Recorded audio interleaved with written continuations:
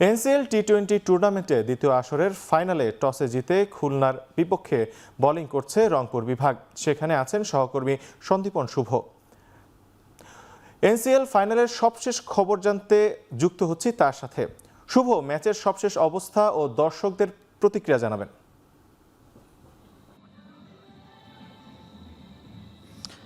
তারেক, আজকে কিন্তু বহুকাঙ্ক্ষিত যে ফাইনাল ম্যাচ, সেই ফাইনাল ম্যাচটি অনুষ্ঠিত হচ্ছে। অর্থাৎ এনসিএলের যে ফাইনাল ম্যাচ, সেটিতে কিন্তু খুলনা বনাম রংপুরের যে খেলা, সেটি কিন্তু অনুষ্ঠিত হচ্ছে। আমি আপনাকে জানাতে চাই সর্বশেষ যে স্কোর কার্ডটি, সেটি হচ্ছে যে 9.4 বলে, অর্থাৎ 9 ওভার 4 বলে 44 রানে 4টি উইকেটের পতন হয়েছে খুলনার। এবং রংপুর বিভাগের দারুণ কিছু বোলিং আমরা দেখতে পাচ্ছি। বিশেষ করে প্রথম ওভারেই নাসুম, যিনি সিলেটেরই ছেলে কিন্তু খেলছেন রংপুরের হয়ে, তার যে স্পিন নৈপুণ্য সেটি কিন্তু আমরা দেখেছি। দ্বিতীয় বলেই কিন্তু একটি উইকেট পান এবং ইমরানুজ্জামানের উইকেটটি কিন্তু তিনি দখল করে নেন এবং এরপর থেকে কিন্তু নিয়মিত ভিত্তিতে উইকেটের পতন আমরা দেখতে পেয়েছি।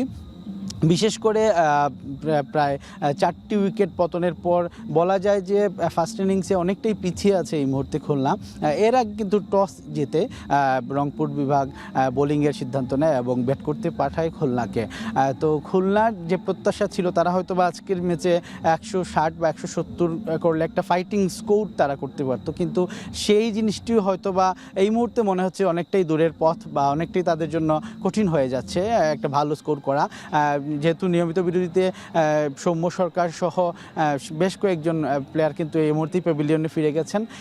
আর এইদিকে কিন্তু তাদের যে বোলিং নৈপুণ্য, স্পিন বোলিং, স্পেস বোলিং, সব ধরনের অ্যাটাক কিন্তু খুবই ভালো করছে ওনারা। এবং এর পাশাপাশি ফিল্ডিং অ্যাটাকও কিন্তু বেশ স্বাচ্ছন্দ্যে বা বেশ ভালো একটি ফিল্ডিংও আমরা দেখেছি, একটি রান আউটও ছিল। তো সব মিলিয়ে বলা যায় যে বোলিং অ্যাটাক বা রংপুরের যে এই মুহূর্তে পারফরমেন্স কিন্তু বেশ এগিয়ে রয়েছে। আর দর্শকের কথা যেমনটি আপনি জানতে চেয়েছিলেন, আসলে আমরা অন্যান্য ম্যাচে যেমনটি দেখেছিলাম নেদারল্যান্ডসের সাথে বাংলাদেশের যে খেলা হয়েছিল সিলেট ইন্টারন্যাশনাল ক্রিকেট স্টেডিয়ামে, এখানে কিন্তু প্রচুর দর্শক আমরা দেখেছিলাম।